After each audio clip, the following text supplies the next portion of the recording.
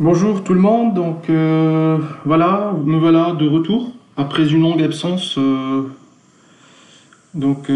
C'était dû aux conditions pandémiques, le confinement, tout ce que vous voulez. Donc voilà, je suis de retour pour de nouvelles vidéos, pour de nouveaux tutoriels, afin de discuter ensemble des notions de base portant sur le Git ainsi que ses commandes. Alors, vous savez que tout au long de ces tutoriels, on a étudié pas mal de notions fondamentales sur le Git. On a vu le branching, les tags, voilà, donc les commandes de base, status, add, commit, ainsi que pas mal d'autres choses. Alors, je rappelle que le contexte général auquel on a opté, c'était un contexte viral vu les conditions sanitaires actuelles. On a vu comment on peut gérer les repos locaux, local repository, ainsi que les remote repos. On a travaillé sur le GitHub et on a vu comment est-ce qu'un repo local peut communiquer avec un repo remote. Et on a fait des flux entrons, sortons, allons d'un local repo vers un remote repo et vice-versa. On a opté pour trois machines essentiellement, une machine Windows, une machine Ubuntu, le système d'exploitation Linux, et une machine macOS.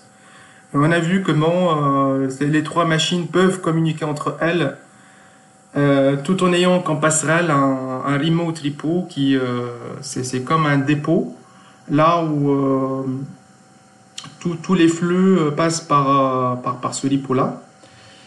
Et du coup, disons, pour chaque machine, on a consacré, disons, un virus qui lui est propre. Sur la machine Windows, cette même machine-là, on a parlé du Covid-19, le coronavirus, ainsi que des informations d'actualité telles que le nombre de cas infectés, le nombre de personnes décédées, ainsi que le nombre de personnes guéries. Quelques informations d'ordre général pour voir comment est-ce que les données peuvent être utilisées via le Git. Mais dans un contexte professionnel, bien évidemment, ça va être du code source. Donc vous allez gérer des fichiers d'extension HTML, CSS, C Sharp, C++, C, Python, TypeScript, JavaScript. Tous les formats possibles que vous pouvez utiliser. Et voilà, pour un objectif pédagogique et pour assurer un suivi, éducatif, on a opté pour une solution simpliste en manipulant des fichiers simples et des fichiers de format texte pour vous faire parvenir le message et vous éclaircir les choses, bien évidemment. Je disais que voilà, donc il y avait cette machine-là, la machine Windows, dans laquelle on a créé un fichier Covid-19.txt et une machine Ubuntu. C'était pour parler du virus H1N1, la grippe porcine. Qui datait de quelques années. Je me rappelle pas de la date exacte, mais je pense que c'était en 2009 que ça s'est propagé. Il y a aussi la machine macOS dans laquelle on a créé un fichier pour décrire le virus hantavirus qui est transmis par les rongeurs essentiellement. C'est pas aussi grave que le Covid, mais bon, c'était juste un exemple à traiter. Voilà, et avec tous ces fichiers-là, on a pu communiquer, c'est-à-dire sur cette machine Windows, on est parvenu à faire arriver les données des autres machines, la machine Mac et la machine Ubuntu, via le remote qu'on a créé sur le GitHub. Ça, si vous voulez découvrir en détail, vous pouvez aller dans les précédents tutoriels, et c'est là où tout est expliqué en détail, avec un exemple très pratique et une chronologie logique. Voilà, donc n'hésitez pas de voir les vidéos précédentes. Alors dans ce tutoriel, on va discuter une notion fondamentale que certains ignorent et ils n'y donnent pas assez d'importance étant donné que c'est pas très utilisé par les personnes qui veulent assurer un versionning ou un contrôle de leur code source. Mais pour moi, je pense que c'est fondamental. Il faut pratiquement comprendre ce que c'est, de quoi il s'agit, comment ça se manipule. Donc, la commande dont on va parler aujourd'hui, c'est la commande stash. On parle en anglais de stashing changes. On va voir ce que c'est. Qu'est-ce que c'est que le stashing changes? Donc, à quoi ça sert? Comment ça se manipule? Et c'est quoi l'utilité exacte de cette commande-là? Donc il y aura comme toujours un exemple pratique d'un atelier à partir duquel on va s'exercer pour maîtriser cette notion. Voilà, donc ça va être des commandes que l'on va taper. Vous allez voir que les choses vont être faites dans la règle de l'art. Alors pour commencer, ça fait un bout de temps qu'on n'a pas eu d'atelier. Du coup, j'ai pratiquement oublié ce qu'on faisait. Bon, globalement, on sait que l'on est en train sur le Git, que l'on est en train de nous exercer sur le Git, mais j'ai oublié par exemple le path du dossier de local repo sur lequel on travaille sous la machine Windows. Et du coup, on va commencer par taper une commande, dire /s. On va spécifier que l'on cherche exactement un dossier qui s'appelle virus. C'est tout ce dont je me rappelle. Un dossier qui s'appelle virus. C'est là où on a initialisé le Git. C'est là où on a fait les commits. On a tout fait pratiquement. Bien sûr, je parle de la machine Windows. Hein. Si c'était Linux ou macOS, ça va être autre chose. Donc, il y aura d'autres commandes simplistes que si l'on tape, ça va donner directement le path et il n'y a pas de souci. Mais là, on est dans un environnement Windows, donc on est dans l'invite de commande. Il y a le git bash, ça simplifie énormément la vie, mais je travaille avec le minimum, c'est-à-dire les outils basiques de Windows. Je veux pas utiliser des outils tels que le git bash, sauf en cas de besoin. D'ailleurs, on l'a utilisé dans des tutoriels précédents. Mais là, voilà, donc c'est pour dire directory.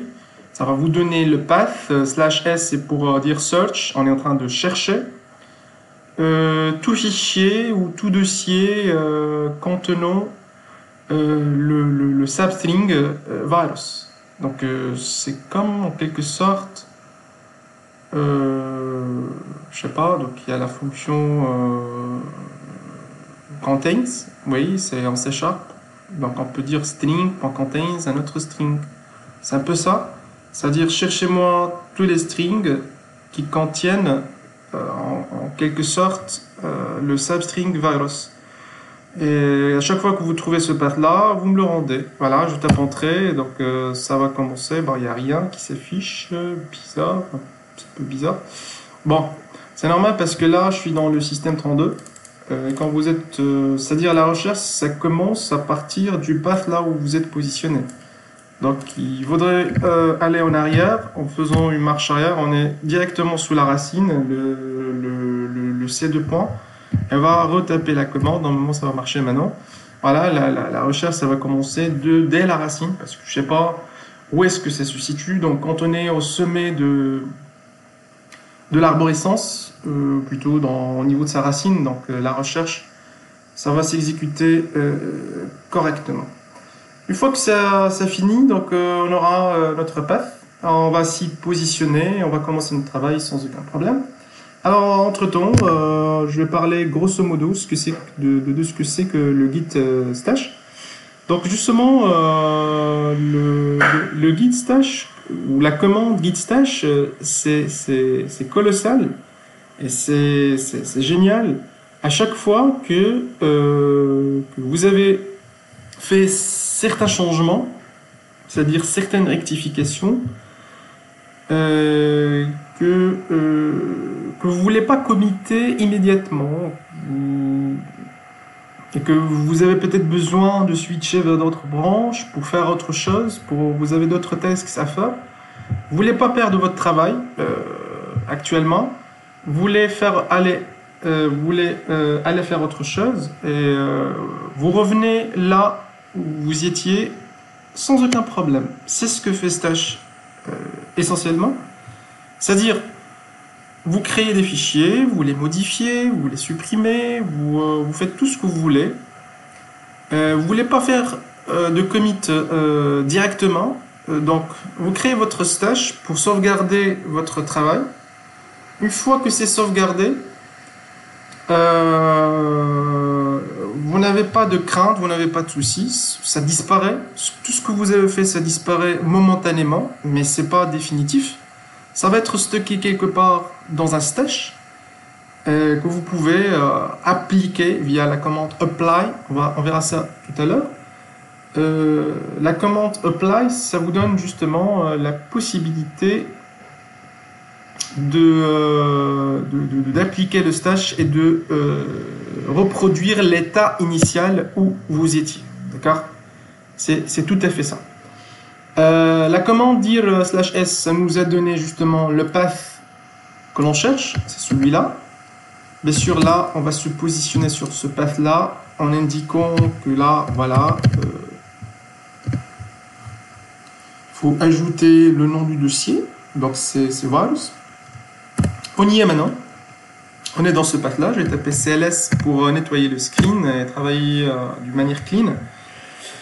Voilà, donc on est bien dans le dossier virus. Donc je vais taper tout simplement pour commencer. Je vais voir ce qu'il y a comme chose.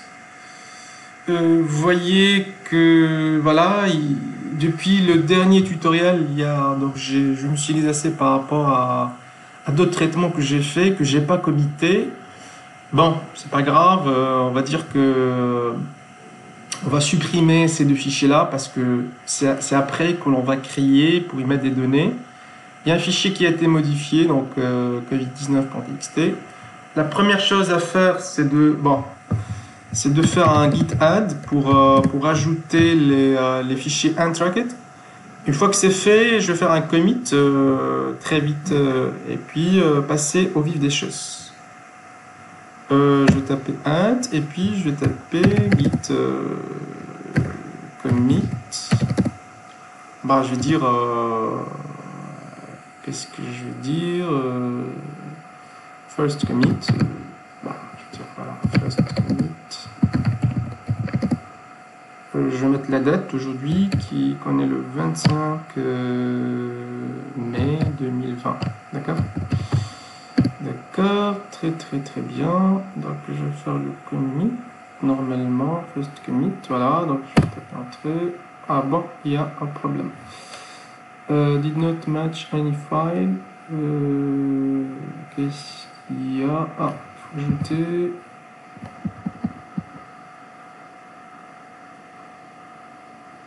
Faut ajouter -m.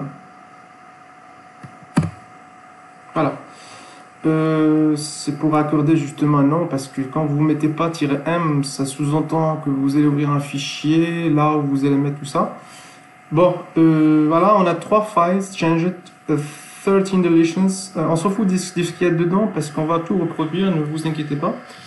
Et puis, si par exemple, voilà, donc normalement quand je vais taper git status de nouveau, je vais rien avoir comme chose à ajouter ni commiter. Donc je vais écrire CLS. Je vais voir ce qu'il y a dedans. Hein. Je vais voir ce qu'il y a dedans. Je vais mettre étoile.txt pour voir tous les fichiers texte dont je dispose. Donc j'ai évidemment 3 fichiers. h1n1.txt, vous vous rappelez que ça provient de la machine Linux. C'est pas dans la machine Windows que j'ai fait ça. Un fichier antivirus qui provient de la machine macOS et un fichier Covid-19 qui existe dans le même repo local, celui-là, sous Windows.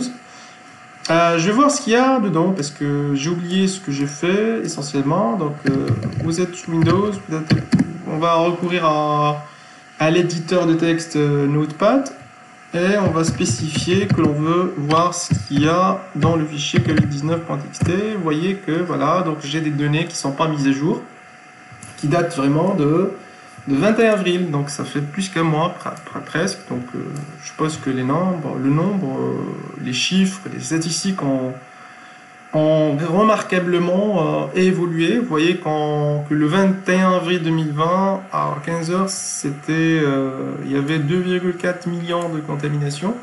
On verra. Alors, je vais vous donner les chiffres du 23 mai, pas du 24, du 23 mai, c'est-à-dire avant-hier. Pareil, donc je vais voir ce qu'il y a aussi dans le fichier ah1n1.txt, ah1n1.txt. Voilà, donc c'est le virus H1N1 qui est la grippe porcine. Le fichier antivirus, on va voir ce qu'il y a là-dedans. Antivirus, ça provient de la machine macOS, comme je viens de dire. Voilà, très bien. Alors, qu'est-ce qu'on va faire au juste maintenant? Voilà, donc je vais commencer par alimenter ces fichiers-là. Je vais y ajouter quelques données, ou plutôt je vais travailler essentiellement sur le fichier covid19.txt sans aucun problème, donc ne vous inquiétez pas. Je vais l'alimenter par les statistiques du 23 mai, comme je viens de vous le dire. Donc tout simplement, si je vais taper git status, normalement je n'ai rien pour le moment. Donc your branch is ahead of by 3 commits, nothing to commit, working, 3 clean, c'est clean, donc il n'y a pas de souci. Je vais ouvrir le fichier notepad covid19.txt, je vais voir ce qu'il y a là-dedans, sans aucun souci. Alors je vais justement vous donner les statistiques officielles provenant d'internet. Donc c'est par rapport au nombre total, vous allez voir que ça a évolué exponentiellement malheureusement. Hein. Vous voyez que j'ai 5 175 476 cas confirmés. Donc, vous voyez, depuis quoi? Depuis le 31, parce que les statistiques ont commencé à partir du 31-12, donc c'est un jour près. Donc 1, 3, 4, 4, 6, 41 en Europe. Donc le nombre total de contaminations, disons, recensées jusqu'au... les statistiques du 23 mai 2020. Confirmé depuis SE, bon, je vais dire SE le 23 mai, le 23 mai 2020, d'accord. Donc le nombre officiel de cas de contamination, c'est 5 175 476. Le nombre en Europe, c'est de 1 million, c'est presque le 1/5, comme vous voyez. Donc l'Europe, ça comprend le 1/5 du nombre total de contamination dans le monde. Les statistiques officielles du 23 mai. Vous voyez que le 5 millions, par rapport à la date du 21, ça a pratiquement doublé. Vous voyez, ça a pratiquement doublé. On va voir les décès maintenant. Il y a 338 039 décès depuis le 31/12/2019. Bah, il faut que j'ai le même format. Depuis le 31/2019, dont 161 438 en Europe. Alors, une petite étude, une petite interprétation, et ce le 23 mai 2020. Donc voilà. Le nombre de décès, 338 039 par rapport à la date du 21, c'est-à-dire un mois en arrière, ça a pratiquement triplé. Vous voyez, ça a pratiquement triplé. C'est alarmant, hein. Ces chiffres-là, ça nous incite vraiment à tirer la sonnette d'alarme parce que ça s'empire de jour en jour. Bref, le nombre de... Par contre, en Europe, le nombre de décès, c'est 161 000. C'est pratiquement aussi, c'est presque un tiers du nombre total de décès dans le monde, même. Bon, c'est pas le un tiers, mais disons presque, hein. Disons, même pas le un quart. 161 438 par rapport à 338 039. Bref, bon, c'est des statistiques, hein, c'est d'ordre informationnel, c'est pas qu'on va passer beaucoup de temps à interpréter. Il y a des gens spécialistes dans le domaine qui peuvent s'en charger, mais bon, l'objectif c'est de changer le fichier Covid-19.txt avec des données d'actualité. Alors voilà, je sauvegarde, je sors maintenant, enregistré. Bien évidemment, vous savez que quand je vais taper git status, normalement, ça va nous afficher qu'il y a un fichier qui a été modifié, à savoir le Covid-19. Pour voir la différence, c'est simple, vous tapez git diff. Et ça va vous donner la différence par rapport à ce qui a été là-dedans. Il y a trois données, trois lignes de plus, ce qui est marqué en vert. C'est tout simplement les statistiques que je viens d'ajouter dans le fichier Covid-19. Pareillement, donc je vais ajouter deux autres fichiers. Bon, je vais appeler le premier confinement.txt. Donc oui, je vais enregistrer, d'accord. Le confinement, donc je vais te dire que le confinement, excusez-moi, le confinement a débuté en France le 17 mars 2020. Plusieurs mesures sanitaires ont été prises en compte.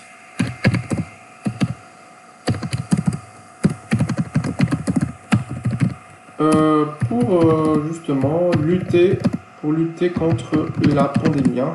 D'accord. C'est juste une indication. Je vais sauvegarder. Voilà. Pareil pour. Je vais créer un autre fichier que je vais appeler le déconfinement.txt. C'est des fichiers texte. Oui, je vais sauvegarder.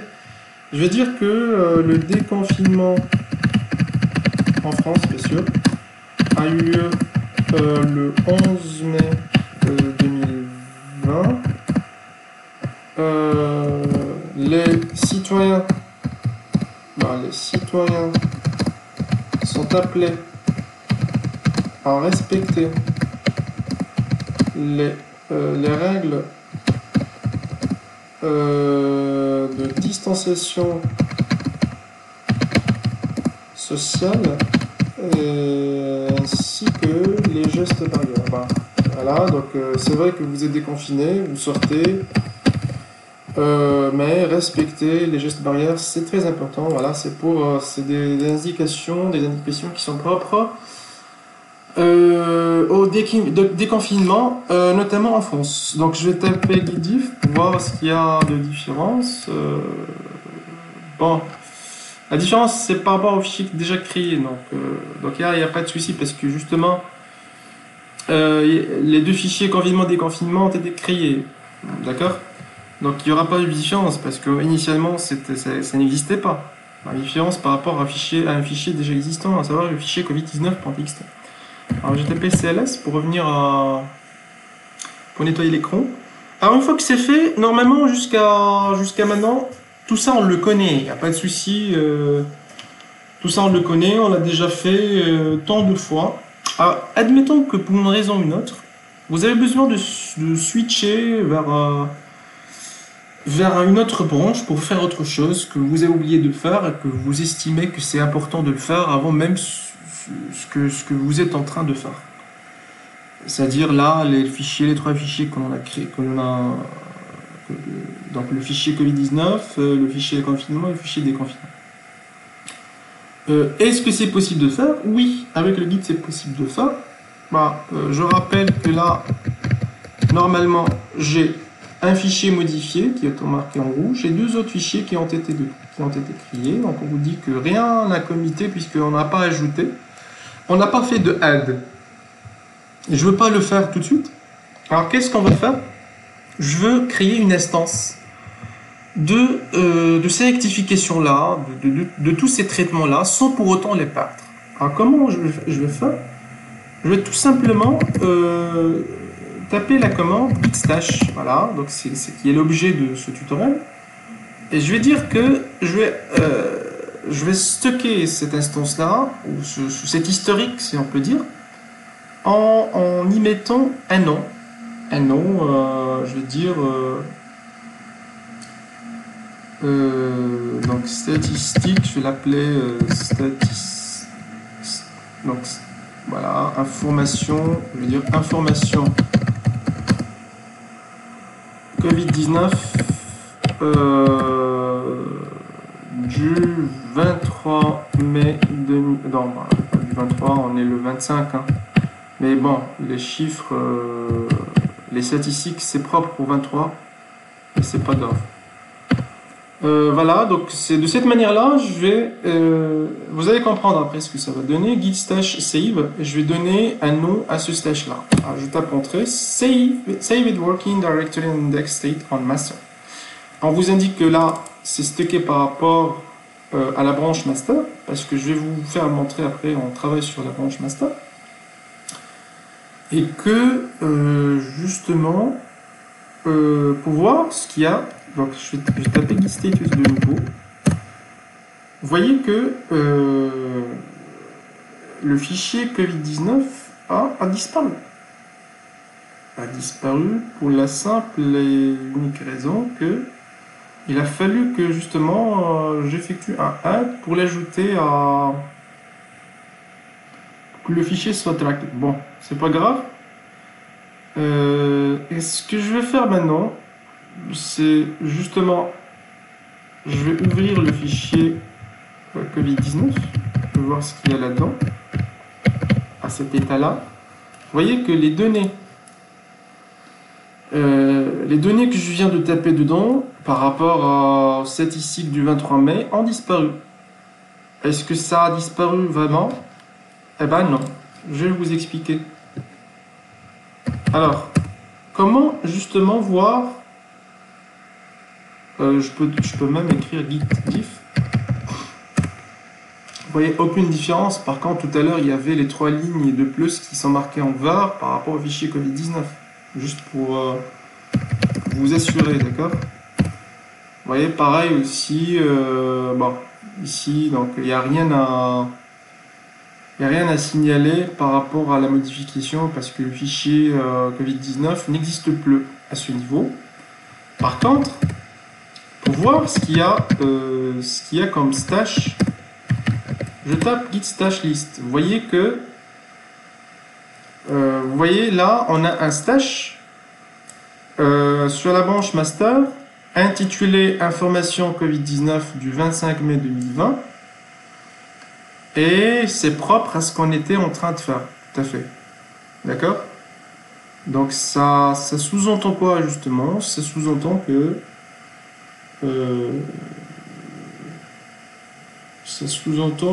voilà, normalement il n'y a rien de perdu, hein, il n'y a pas de souci.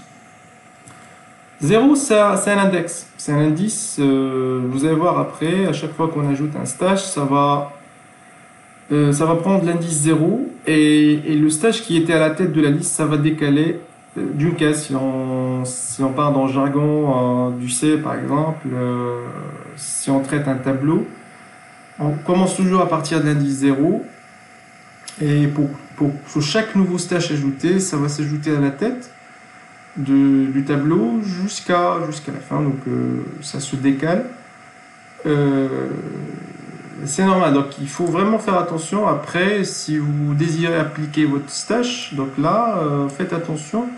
Il faut bien spécifier le stash que vous voulez opter pour. D'accord? Alors, je vais revenir sur git status. Et je vais considérer ces deux fichiers-là.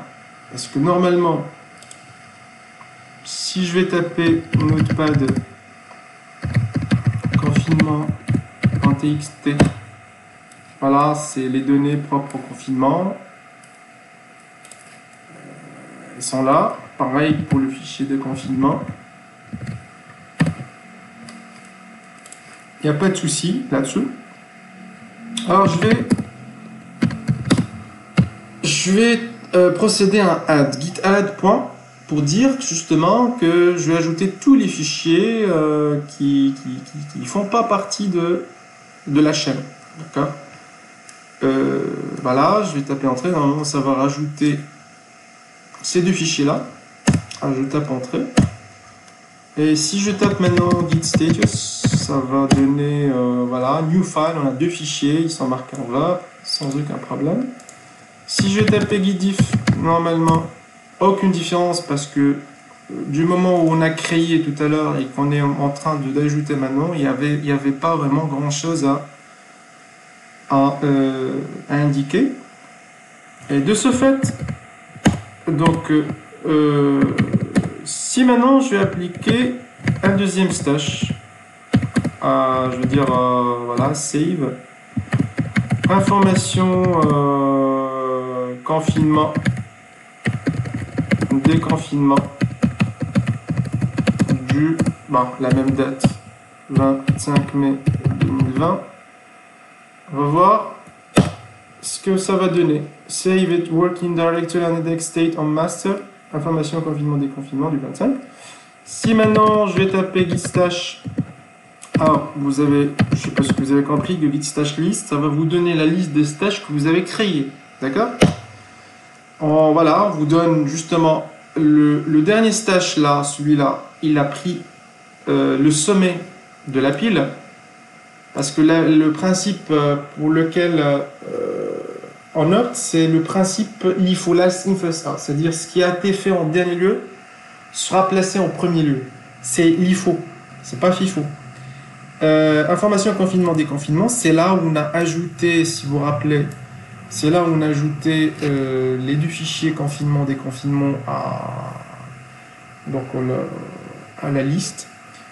Donc voilà, et là c'est le premier stash qu'on a fait, c'est information Covid-19 du 25 mai, là où on a traité le fichier Covid-19.txt uniquement. Maintenant, si je vais taper git status, normalement, qu'est-ce que je vais avoir? Il n'y a rien à considérer. Alors, vous voyez que justement, pour le moment, il n'y a rien à signaler. Comment maintenant, entre-temps, je peux faire autre chose. Hein. Je peux aller, si par exemple, vous vous rappelez de la commande tgoat qu'on a créée pour afficher l'historique des différents commits avec un aspect graphique. Il y avait une sorte de graphe là où tout est affiché, les tags, les branches en couleur, les dates, les commits, tout ce que vous voulez. Ça, on l'a créé auparavant sous la forme d'un alias réutilisable. Donc là, vous pouvez voir que j'ai vraiment tous les commits. On est là. Ça, c'est par rapport au stash. Hein. Vous voyez que c'est stash là, la référence. Ça, c'est le false commit. D'accord? C'est-à-dire le commit qu'on a fait premièrement pour valider ce qu'on a fait auparavant, sans aucun problème. Et voilà, ça vous donne vraiment toutes les indications. Alors, mon objectif essentiel maintenant, c'est de vous faire voir que comment appliquer un stash existant dans la liste. C'est simple. Alors, vous mettez git stash list initialement. Alors vous récupérez par exemple ce stash là, vous allez dire que git stash apply, c'est-à-dire je veux appliquer le stash ayant comme index celui-là. Je vais revenir à cet instant-là, là où il y avait le covid-19.txt modifié, non not added, et les fichiers confinement-déconfinement pareillement, donc non, ils n'ont pas été ajoutés. Alors je vais voir ce que ça va donner. Regardez, je récupère exactement le même statut qu'auparavant. C'est-à-dire quand je vais taper git status, voilà, ça vous indique que vous êtes bien sur un fichier qui a été modifié. D'accord? Chose que j'ai faite en premier lieu. Ok? Par contre, si maintenant je vais taper git stash 0, par exemple, on va voir ce que ça va donner. Voilà. Git stash 0, ça vous indique que voilà, vous avez le fichier modifié, Covid-19, et vous avez deux autres fichiers qui ont été ajoutés. Donc, vous voyez comment on bascule entre deux stashes à deux moments différents, sans aucun problème. Par contre, si par exemple, je vais taper maintenant git add, qu'est-ce que ça va donner? Bah rien, c'est une commande muette. En cet instant-là, si je vais taper git status, vous voyez que les trois fichiers sont maintenant marqués en vert. C'est-à-dire le fichier Covid-19 a été ajouté à la chaîne. Et de ce fait, je vais créer un autre stash. Donc git stash, cette fois-ci, je vais l'appeler... comment j'ai appelé les autres? Donc, bon, je vais dire information.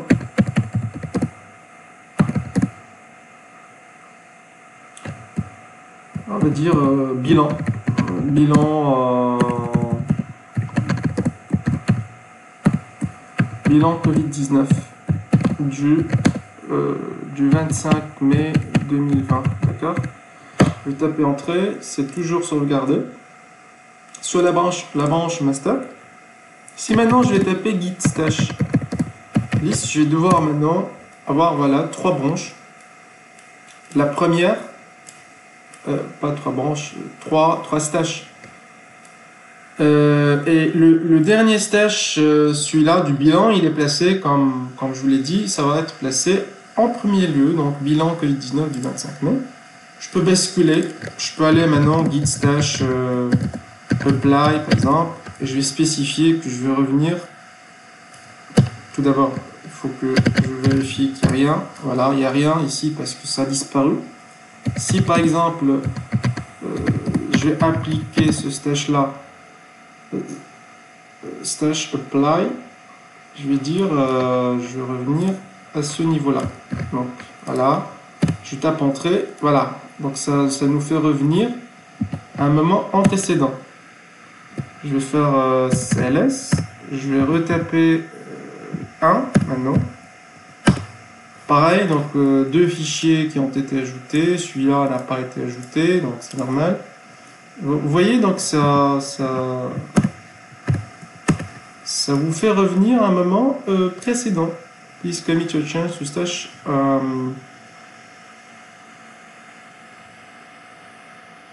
Voilà, donc là il y a un problème. Pourquoi? Parce que your local changes to the following files would be overwritten by merge.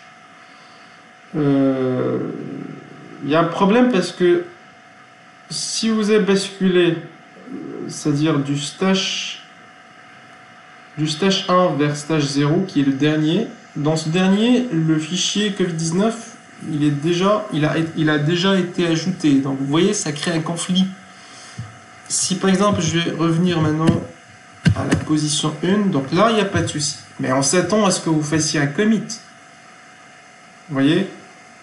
Mais sinon ça va causer un problème parce que si vous allez de ce fichier-là qui a été modifié et que vous voulez revenir au moment où tous les fichiers ont été ajoutés, donc ça crée un conflit Et voilà, comme vous pouvez voir, please commit your changes or stash them before you merge. Vous voyez? Donc, ce qu'on va faire maintenant, c'est qu'on va justement, je vais voir ce qu'il y a dans la liste des stashes, dans git stash list. Normalement, j'ai 3 stashes.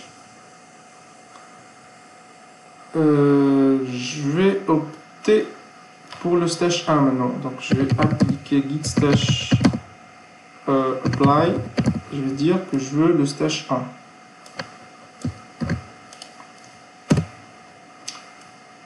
Regardez, warning, you call the git commit, name it stash. Alors, là, c'est l'autocorrection qui fait son boulot. Vous voyez, parce que je suis trompé en tapant SATSH au lieu de stash, qui n'existe pas. De toute façon, vous savez, vous vous rappelez, quand on a configure les commits, les paramètres généraux du Git, on a mis l'option autocorrect à 1.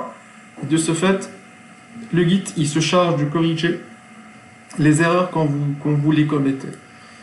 On vous indique que on branch is ahead of origin master, on est sur la branche master, by 3 commits.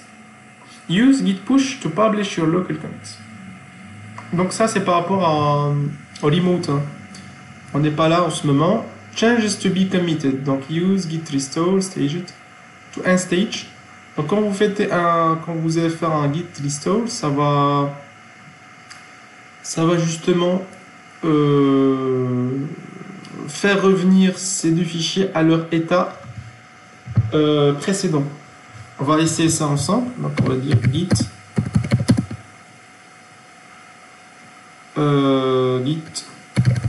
restore et on va dire staged. On va spécifier le nom de fichier. Vous allez voir que ça va tout apparaître en rouge après. Pareil pour le fichier déconfinement. Tout ça, on l'a obtenu à partir du stash, hein, c'est-à-dire revenir à un moment antécédent. Maintenant, je vais taper git status. Vous voyez que tout est en rouge maintenant. Le fichier modifié ainsi que les deux autres fichiers ajoutés. Donc, il n'y a pas de souci. Ce que je vais faire maintenant, c'est d'ajouter justement tous les fichiers, de faire un git status. Normalement, tout est en vert, et d'opter pour un autre stash. Donc, git stash. Je vais saver, je vais dire final stash to apply. Ok, je vous octroyez les noms que vous souhaitez à vos stashes sans aucun problème. L'essentiel, c'est que vous compreniez le principe. Je vais taper entrée, voilà, dans git stash list. Maintenant, je vais voir normalement la liste des stashes. Voilà, donc ça, c'est le dernier stash. Vous voyez, quand on applique un stash, vous voyez que à chaque fois que ça réapparaît dans la liste, et que tout à l'heure, ça nous a créé un petit conflit qu'on aurait pu éviter si on a par exemple essayé de supprimer le stash une fois que c'est appliqué. C'est important parce que à un moment ou à un autre, vous voyez que des conflits peuvent être générés. Un fichier qui a été modifié, qui n'a pas été ajouté, ou alors un fichier qui a été ajouté et qui n'a pas été commité, et qu'après vous voulez le modifier ou le supprimer. Donc ça crée de sacrés problèmes. Donc là, il faut vraiment faire attention. Git stash, ça vous donne la possibilité d'appliquer un stash en spécifiant pop. Pop pour dire appliquer uniquement le dernier stash qui figure à la tête de la liste, et il faut plus que ça figure dans la liste des stashes. Ça va disparaître par la suite. Vous comprenez? Alors on va tester ça. Il y a apply, vous spécifiez, c'est-à-dire votre stash avec son indice, ou alors pop tout court, ça va normalement. Attends, pop is not git stash. Il n'y a pas d'apply, excusez-moi, c'est tout court stash pop. Il n'y a pas apply. Apply, vous l'utilisez uniquement quand vous allez spécifier l'indice du stash. Alors git stash pop, ça va ça va exécuter le, disons, le dernier stash, justement, à savoir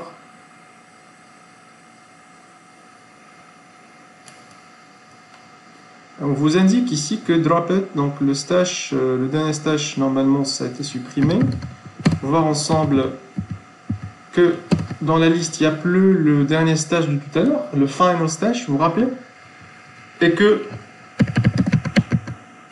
quand je vais taper git status,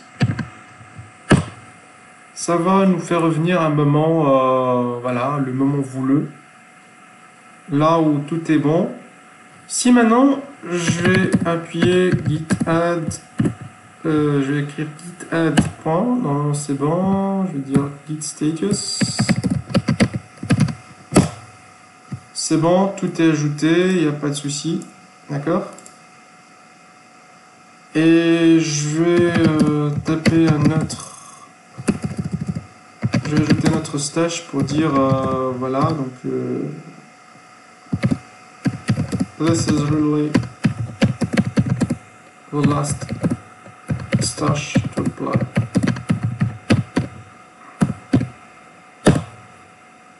C'est ajouté, c'est bon, stash, bon, il faut ajouter git stash list, et hop, normalement, this is really, vous voyez que l'autre stash, final stash a disparu parce que j'ai appliqué pop, j'ai pas utilisé la commande git stash apply, avec le pop, ça exécute le stash, le dernier stash, c'est-à-dire le dernier, sauvegardé, mais c'est le premier qui apparaît à la tête de la liste. Maintenant, je vais réexécuter justement git stash pop. Je vais voir ce que ça va donner. Voilà, c'est pratiquement la même chose. Donc, les 3 fichiers qui ont été ajoutés, les 2 fichiers confinement déconfinement, ainsi que le fichier modifié. D'accord. Alors, je vais faire CLS. Je vais faire git status. Vous voyez, j'ai mes 2 fichiers. Je vais faire git add covid-19.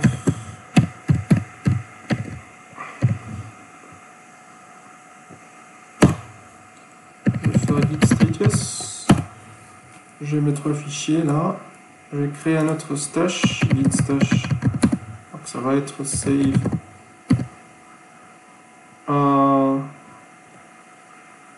I'm sorry.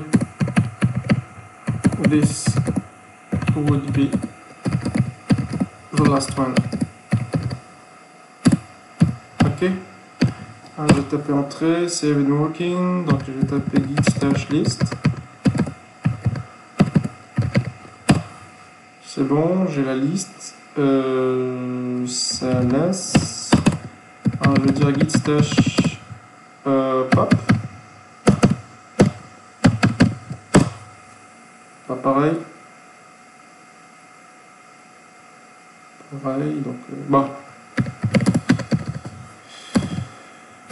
Je vais faire maintenant un commit. Git commit. -m, je vais spécifier le nom de mon commit. This tutorial.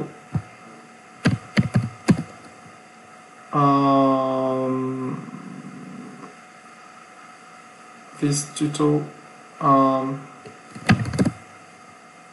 is done to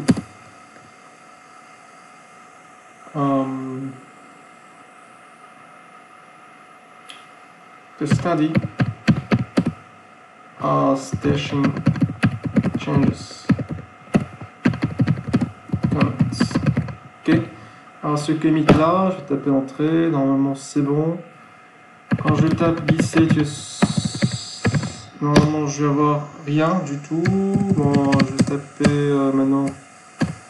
Bon, si vous voulez voir ce qu'il y a dedans en fichier, c'est pas dur à faire. C'est tout simplement taper étoile.txt. Ça va vous donner tous les fichiers.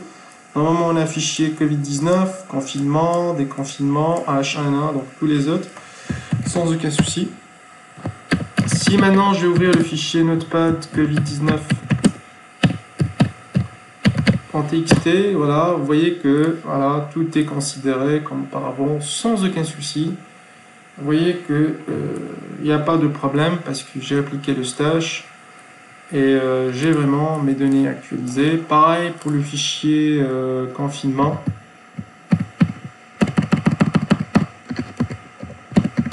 Confinement.txt et pareil pour le fichier déconfinement. Normalement, vous avez toutes les données souhaitées. Il n'y a plus de soucis. Voilà, vous voyez l'utilité des stash, c'est que vous pouvez faire tant de choses que vous souhaitez, hein, tout en gardant un œil sur ces changements. Vous pouvez aller faire autre chose sur d'autres branches. Et vous revenez à un moment donné à vos stages pour reprendre le travail du moment où vous vous êtes arrêté. Vous voyez? Par exemple, j'aurais pu, je sais pas si je vais taper gitlog, tout court. Je vais dire, bon, ça c'est la liste de tous les commits. Je vais dire git goat. Je peux aller par exemple basculer, voilà, this tutorial is done to study stashing changes. Ah, il y a une faute de frappe, là, c'est G. Comment. Vous pouvez aller par exemple à la branche, c'est là, ou c'est là, ou c'est là. Et après, vous revenez à votre branche, étant donné le hashcode, hein, le hashcode. Et vous pouvez basculer entre différentes branches sans aucun souci. Hein. Je peux faire par exemple ici, je peux revenir là sur antivirus, git checkout. Checkout, c'est pour changer le positionnement du master. La branche master, ça va naviguer sans aucun problème. Vous voyez comme maintenant je vais taper git et goat de nouveau. Vous allez voir que pas le master mais le head, je veux dire le head. Hein. Le head il est placé maintenant sur cette branche là, antivirus branche. Si par exemple maintenant je vais taper pareil, donc dire /s étoile.txt, ça va me donner d'autres fichiers. Il n'y a pas le confinement, il n'y a pas le déconfinement, il n'y a même pas le H1N1. Si par exemple je veux voir ce qu'il y a dans le fichier antivirus.txt, normalement je vais avoir des données. Ce virus n'est pas aussi dangereux que le coronavirus. Et là je vais essayer de faire quelques changements par rapport à l'antivirus. Je vais dire que le principal symptôme, par exemple, de cette maladie, cette maladie est une fièvre hémorragique. C'est ce que j'ai lu sur internet, accompagné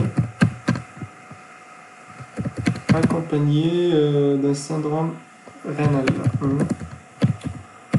Un syndrome en suspension. Je sauvegarde, je vais entrer. Je peux maintenant voir ce qu'il y a dedans. Je peux faire git status pour voir ce qui a été attribué. Voilà. Donc on dit que le head il a été déplacé. C'est important, le head c'est l'entête. Hein. Ça se déplace et quand ça se déplace, il faut faire gaffe. Antivirus a été modifié. Je peux faire git diff pour voir la différence. Oui, la différence est là. On a ajouté une seule ligne parlant du principal symptôme de cette maladie. Voilà, est-ce que vous pensez à ce que je pense maintenant? C'est d'appliquer un stage tout simplement. Je vais dire git stash save et je vais dire voilà stash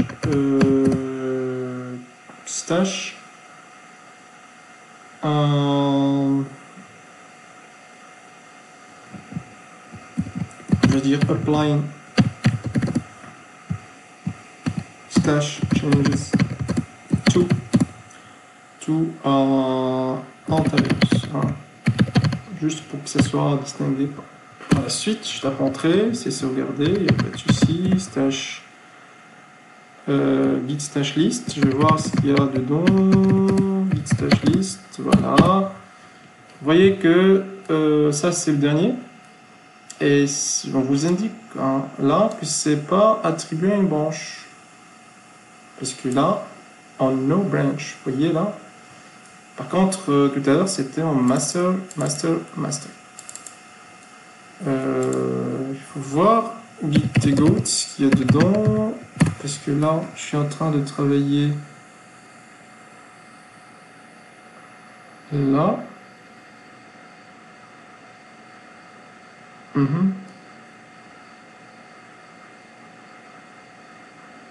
D'accord, donc qu'est-ce qu'on peut faire maintenant? La question qui se pose, git stash list, est-ce que c'est possible justement d'appliquer ces changements ou pas? Donc je vais voir git stash.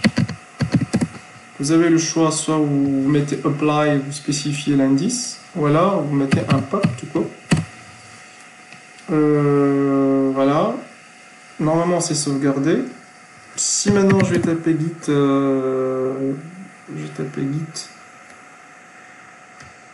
status de nouveau. Voilà, vous voyez que voilà, le fichier il est modifié sans aucun souci parce que tout à l'heure, vous vous rappelez que suite à l'application du stash, il n'y avait rien, on a mentionné, je ne sais pas si j'ai fait glisser dessus ou pas. Bref, on va le refaire tout de suite hein, pour éviter applying, second applying again. Applying again stash changes to antivirus. Et je vais mettre git stash list. Voilà, donc ça c'est la deuxième application sur le même fichier antivirus.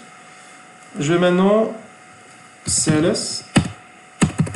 Je vais taper git status. Vous voyez qu'il n'y a rien à committer parce que ça a été stashé. Si on peut dire, c'est entre guillemets, il n'y a pas le verbe staché, mais it has been stashed. Qu'est-ce qu'on peut faire? Voilà, on réapplique git stash pop. Hein?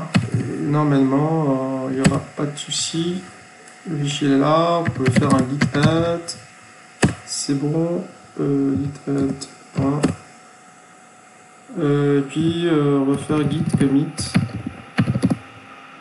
On va attribuer un nom, on va dire que commit using stash command pop. Je mets n'importe quoi, c'est un nom de toute façon. Voilà, je peux maintenant faire notepad antivirus.txt pour voir ce qu'il y a là-dedans. Voilà, vous voyez la dernière information que j'ai rajoutée, elle est là. Je sors maintenant, je vais taper git tgoad pour voir où est-ce que je suis, le head il est où. Voilà, il est repositionné, le head il est là. Tout à l'heure c'était là. C'est un commit, je vais voir maintenant ce qu'il y a dedans de nouveau, tout en tenant compte de ces modifications. Je vais mettre dir /s et étoile.txt normalement. Voilà, vous voyez que les choses ont remarquablement changé. Hein. Alors je vais mettre un notepad covid19.txt. Le fichier vraiment a totalement changé parce que c'est pour l'unique et simple raison que je suis revenu à un moment très antérieur.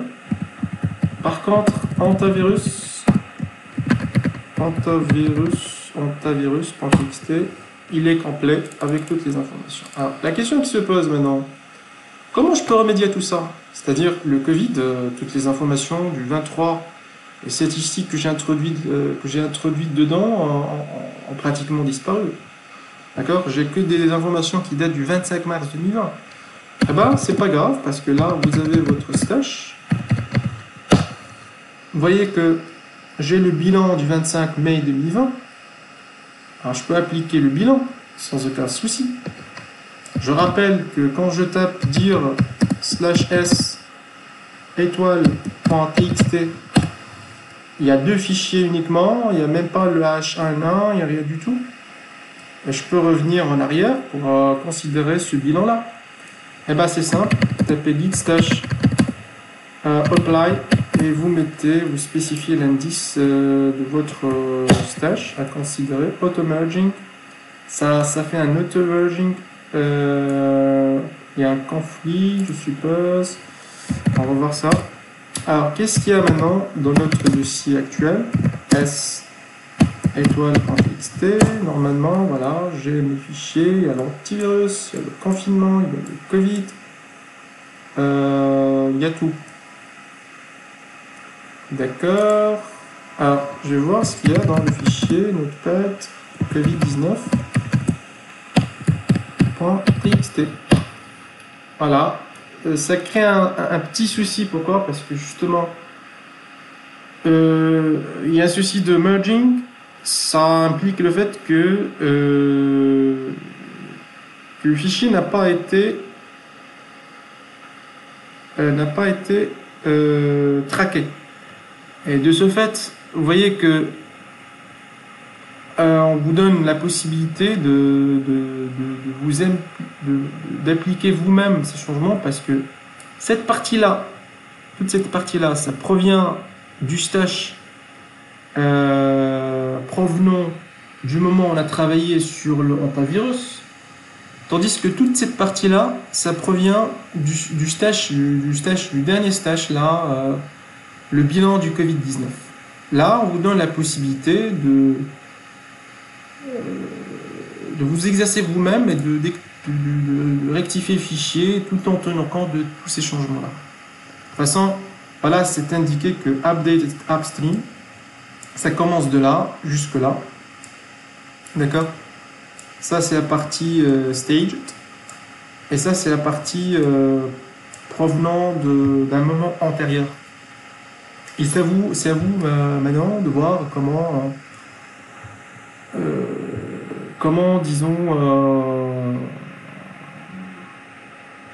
remédier à ce souci-là.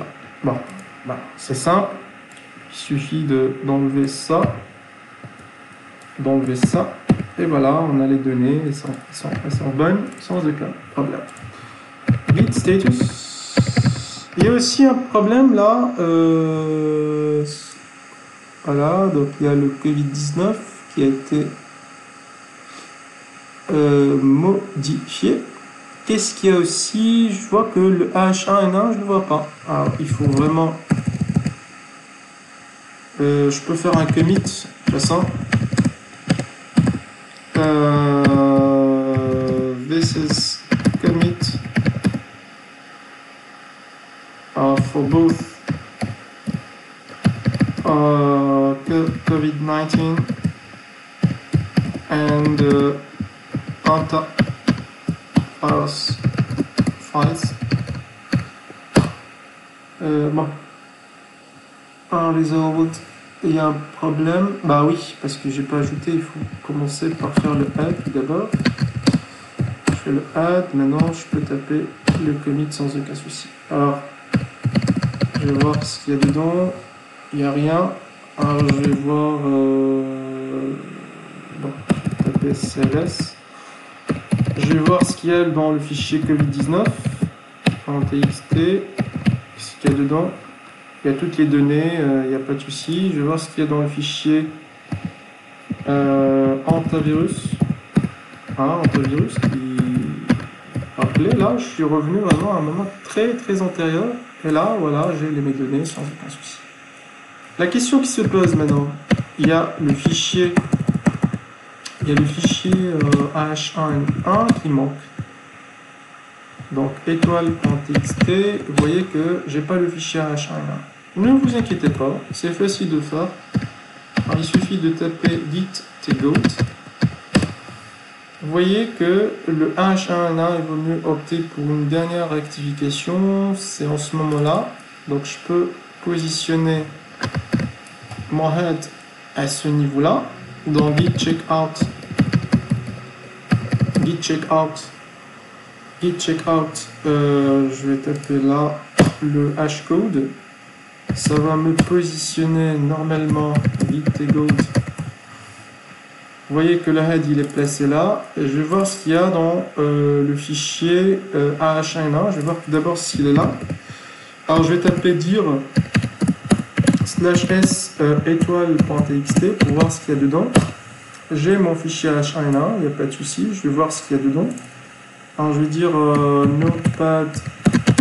Vous voyez, donc avec le stash, c'est facile de se déplacer tout en faisant vos corrections. Déjà là, il y a une erreur, normalement. Il n'y a pas d'espace superflu, vous vous rappelez, cette erreur a été commise quand on a travaillé avec le Vim sur la machine Ubuntu, et du coup on avait au départ du mal à passer en mode édition. On a oublié de taper la lettre A pour que ça soit mis en mode edition. Et du coup, ça a créé des sauts de ligne involontaires.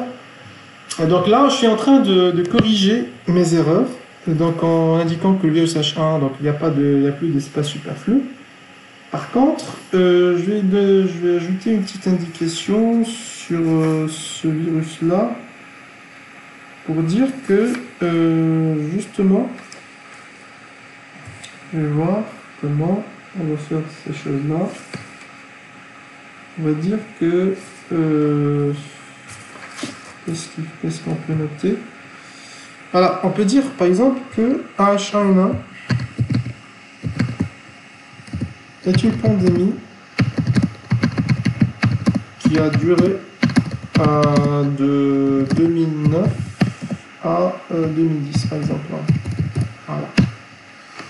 Je vais taper entrée.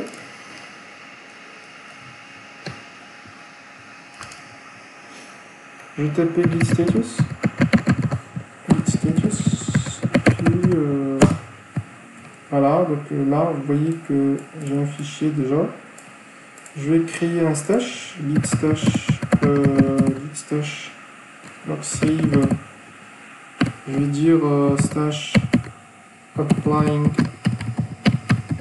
stash command to h1n1 entrée.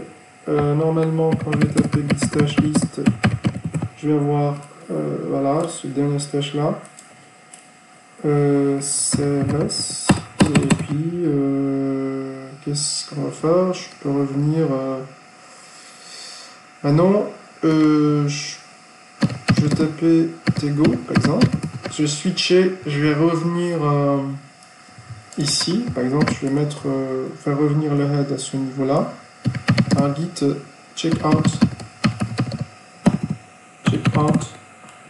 voilà, le head is now at, le head il est là. Quand je vais taper tego de nouveau, vous voyez comment head il est placé à sa position normale sans aucun souci. Donc je vais faire CLS. Maintenant je vais réafficher de nouveau mes stashes et je veux appliquer ce stash là. Donc je vais dire git stash pop, ça sous-entend applying stash commands to h1n1. Voilà, nothing to commit, work and clean. Si je vais mettre maintenant status, bon, il n'y a rien à mentionner.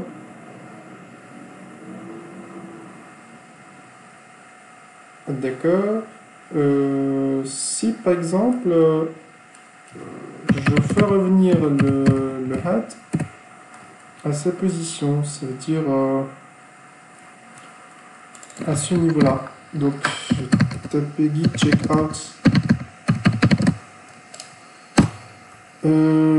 normalement git tegoat, ça va m'afficher le fait que le head il est là. Alors je vais voir git status, et hop, il n'y a rien à committer, tout est bon. CLS, est-ce que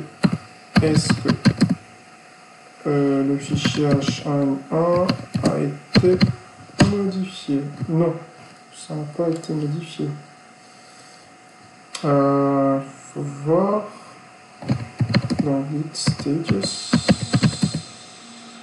où est-ce que c'est parti, hein? Faut voir maintenant. List tuto, là,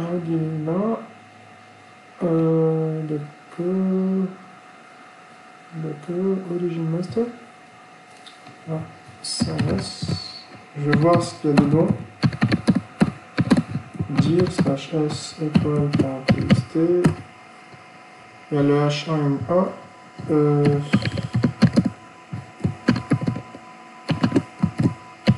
h1n1.txt. Apparemment, on a commis une erreur quelque part. Faut voir où est-ce que ça a disparu.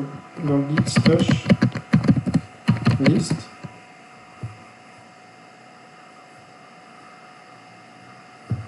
Git ego pour voir où est-ce que mon master, le head il est là. Alors je vais reprendre faire les choses proprement. Alors on va dire notepad h1n1.txt. Oui, ça a disparu parce que le head il n'était pas placé. Parce que j'ai fait le switching, le checkout, soit pour autant laisser le head à sa position, c'est normal. Alors, qu'est-ce qu'on va faire justement? Qu'est-ce qu'on va faire? Alors, le virus H1N1, voilà. On va dire que H1N1 est une pandémie qui a duré de 2009 à 2010. D'accord, bien. Je vais sauvegarder, enregistrer. Git status. Voilà, git status. Donc c'est modifié, c'est bon. Je vais faire un git add. C'est bon, git status. Oui, donc c'est bon. Qu'est-ce qu'on va faire? On va dire que justement, on va créer un stash, git stash, save this stash.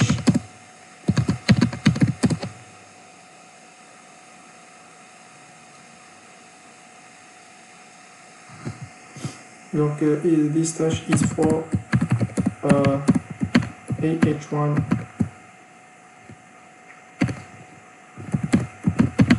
Changes. Je peux entrer. Normalement, je vais taper mon stash list. Je vais voir mes stash. D'accord. Pas de branche. Git status.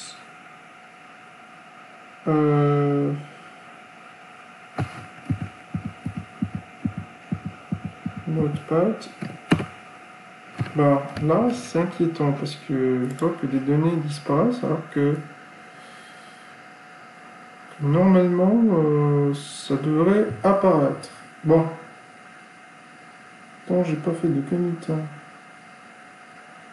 Ah, parce que j'ai pas appliqué. Voilà, il faut appliquer le stash justement.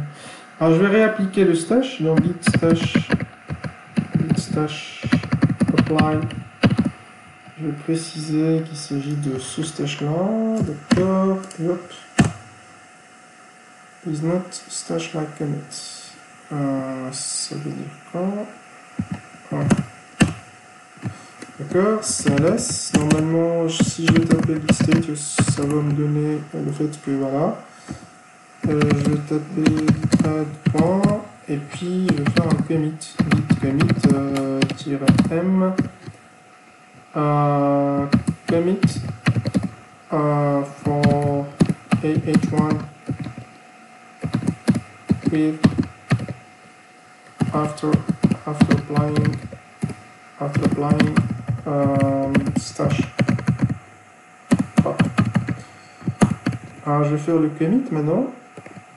Entrée. Voilà, donc je vois maintenant git status.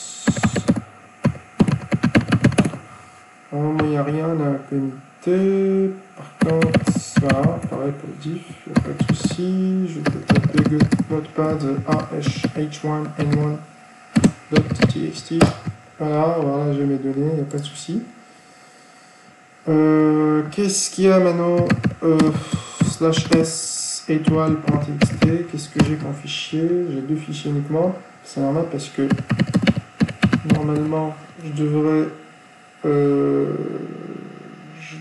voilà, ce commit là, ça provient essentiellement de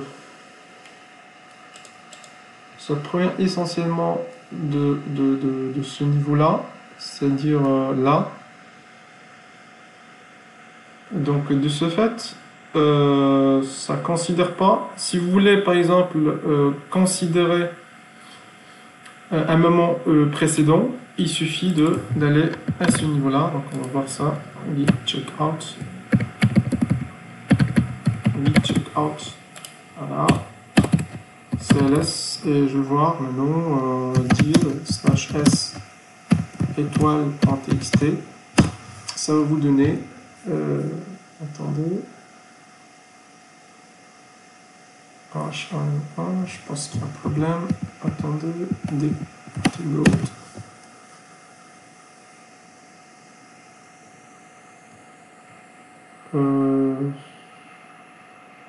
Plutôt, il faut se placer là. This tuto is done to study session changes commands. Je vais placer git checkout là. Le head il est là maintenant. Si je vais taper dir /s étoile.txt, voilà, j'ai maintenant tous mes fichiers sans aucun problème. Je vais dire git plutôt notepad covid19.txt. Voilà, j'ai toutes mes données. Il y a confinement.